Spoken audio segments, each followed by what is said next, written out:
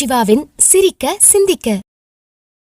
அன்பு சொந்தங்களே, நீங்கள் செய்த நன்மை தீமைகளை காலம் குறித்து கொண்டே இருக்கும் அன்பர்களே. காலம் வரும் பொழுது அதை திருப்பி கொடுக்க ஆரம்பிக்கும் அன்பர்களே. நாம் வாழ்க்கையில் தெரிஞ்சோ தெரியாமலோ நம்ம சில விஷயங்கள் பண்ணுறோம். அதனால் எப்பொழுதுமே நீங்கள் நல்லதாக மட்டுமே செஞ்சுங்க, அது பன்மடங்கு திருப்பி வரும். நீங்கள் ஏதாவது தீமை செஞ்சீங்கன்னா அது 1000 மடங்கு திருப்பி வரும் அன்பர்களே. அதே போல் பயமும் தயக்கமும் உள்ளவர்களிடம் தோல்விகள் வந்து கொண்டே தான் இருக்கும் அன்பர்களே.